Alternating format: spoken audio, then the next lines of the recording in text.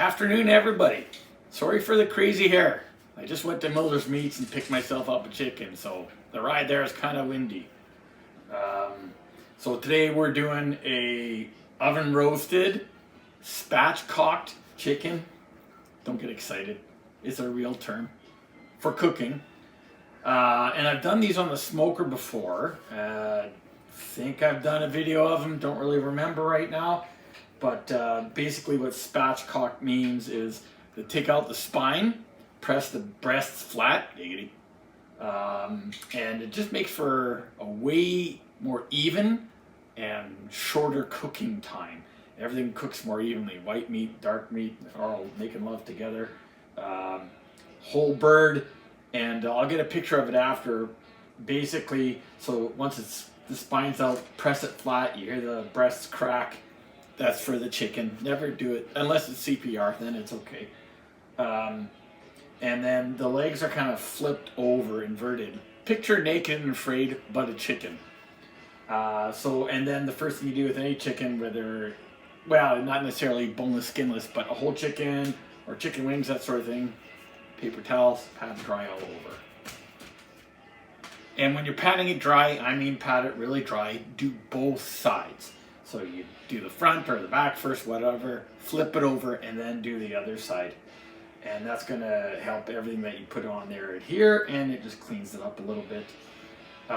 So the next thing we're going to do, and I forgot to mention, glove hand, and hand for grabbing olive oil, spices. You can use any oil. You can use butter too, but I like using oil when I'm doing the bird.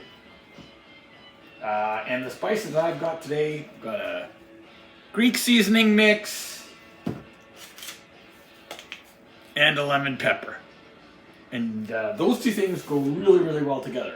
But before we put the seasonings down, I'm going to rub my bird with oil, because then it cooks better.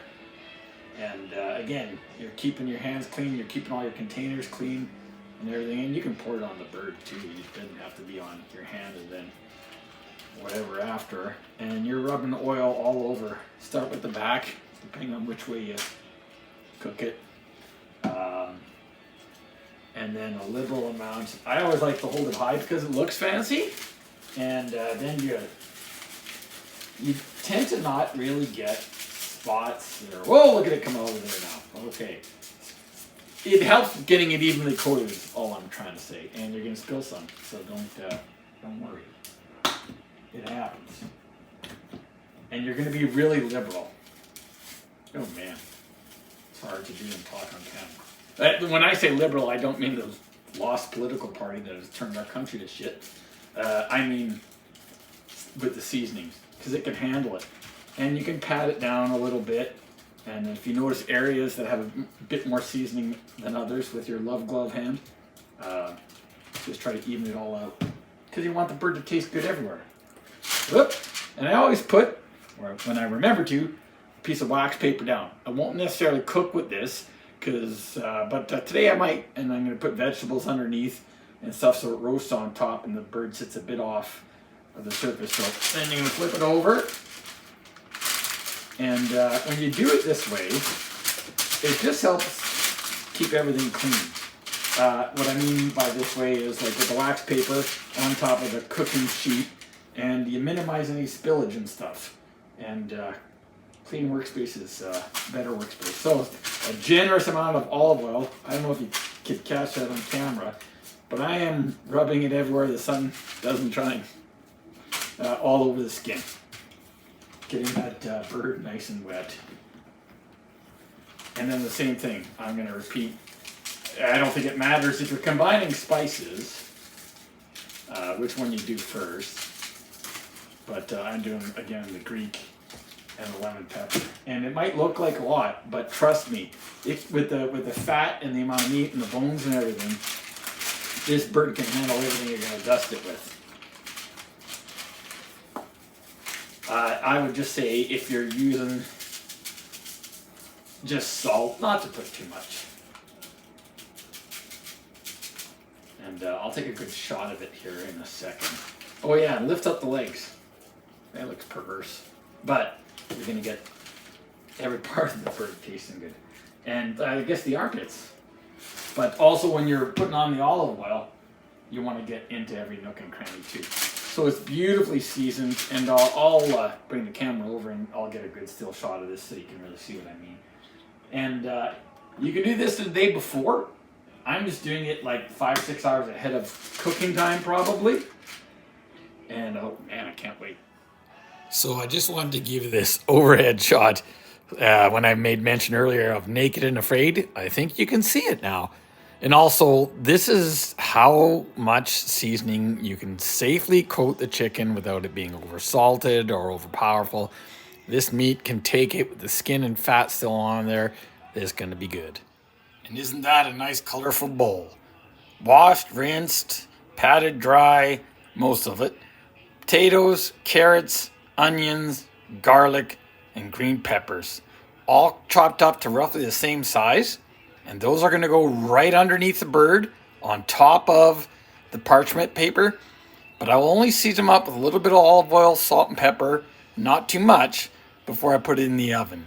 Because it's going to get a ton of flavor from roasting right underneath that chicken. This is going to be good. Prepped ahead of time, very little work. Lift up the bird, put the vegetables underneath, put it in the oven. Love it. So as you guys can see, oh, there's Frankie. There's the cut up vegetables, olive oil, salt, pepper, and again it's potatoes, onions, garlics. Oh, there's more than one. Carrots and green peppers. And there's my naked and afraid bird. And in a moment I'm gonna pick it up, put it on the rack, put the vegetables underneath, and we'll get you a shot of that too. It's important to note that before you grab your bird, you don't just go right for the top. Grab by the bottom first. And depending on your relationship, have gloves. Okay, as you can see, she's right on top of all the vegetables. Once it hits 350, I'm gonna put it in there, the oven. And at about the hour mark with a thermometer, you're gonna wanna check to see in the breast and in the thigh to see if it's at the safe temperature, and we'll get that for you in the next clip. But spatchcock birds do take a lot less longer to cook, so check it in an hour.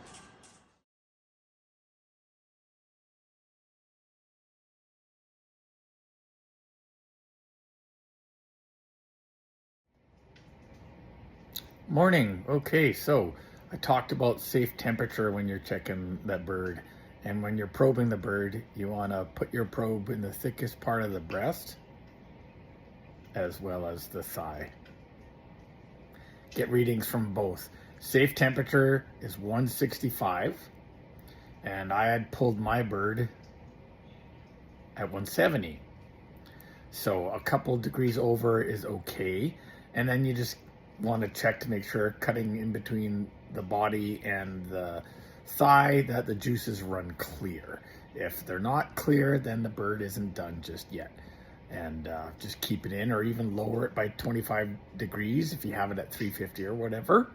And keep it in for another 10-15 minutes. Check the temp again.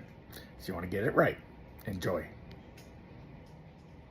Now check out these next day leftovers. What I often do after I'm done roasting a bird or smoking a bird is take the whole carcass and removing all of the meat and put it in a stock pot or a soup pot. And you can add water and some vegetables, spices, bay leaves, things like that. For this one, to get even more of a chickeny taste, I just added a couple of liters of Campbell's chicken stock, which is a really good brand. Any brand is fine. A couple bay leaves, and then the carcass of the chicken, letting it simmer for I think about 45 minutes. When you're using stock, you don't have, as opposed to water and a raw or already cooked bird, you don't have to simmer it nearly as long to get all those flavors in there, and the flavors already pretty good and strong. And then pull the carcass out, making sure you get all those little bones out. And then I take all the breast meat, cube it up, and just put it in at the end so it just warms it up a little bit, and add some rice or whatever your favorite thing is. And I still had plenty of stock left over, so I just filled up that mason jar that you see there, and not all the way to the top because it'll expand a bit when it freezes. And then you've got some liquid gold for a little while. Enjoy.